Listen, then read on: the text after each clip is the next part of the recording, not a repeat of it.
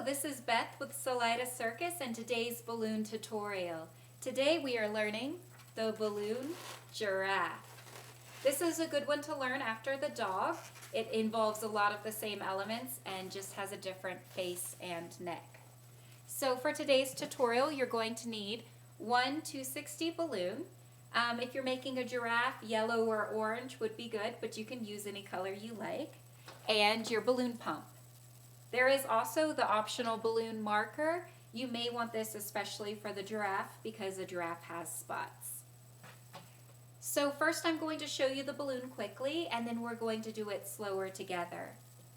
So I'm going to take my orange balloon this time. And I'm going to pump it up, leaving 2 to 3 inches on the end. I'm going to let some of the air out to tie the knot. And just like the balloon dog, I'm going to start with the nose. I'm going to need to hold the nose and the 2 ears, which for a giraffe, they're those little brown things that stick up in the air, the little nubs. So we're going to make those smaller for the giraffe, but we're going to hold that together. So for my giraffe, I'm putting about a 1-inch bubble. Twist it towards me 3 times. And I'm going to hold this bubble in my left hand because I'm right-handed. You might be left-handed, you would do the opposite. While I make the small bubble for the antler things that the giraffe has. So we're going to make one more small bubble. I'm going to hold that. So we have 2 bubbles. They're about the same size for the giraffe.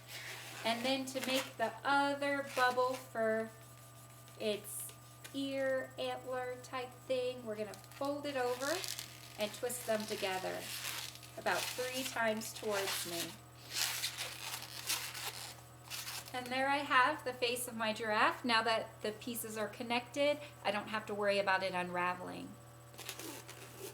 Now the balloon turns 2 ways from here. It twists down and it twists up.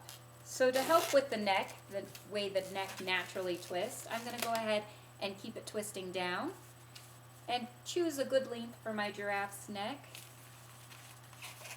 I'm going to twist the knot. Now if I let go, this is going to come undone again. So I'm going to hold this side with the face and use the remaining side that has the little tail on the end for the legs.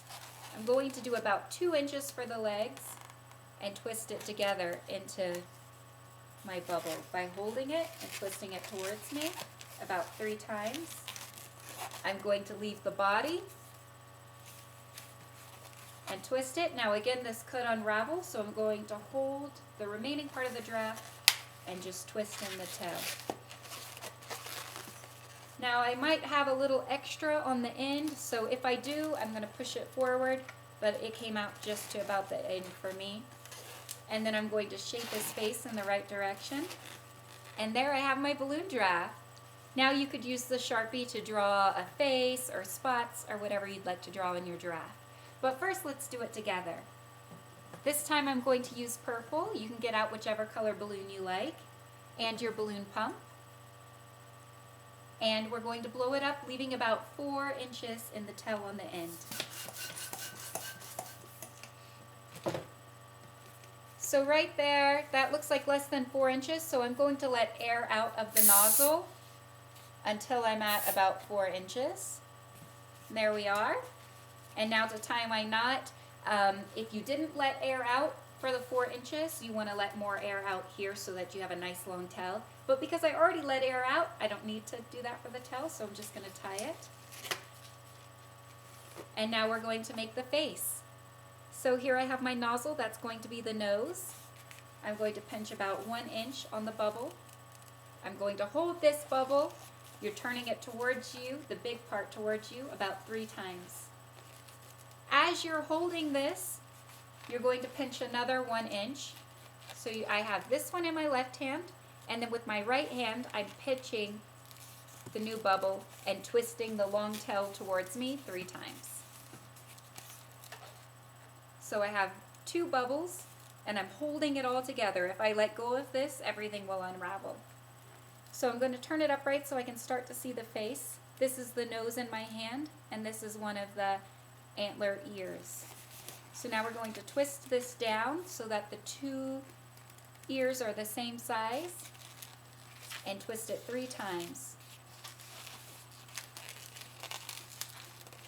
And now you have your face. You should be able to let go without it unraveling. If it does unravel, don't worry.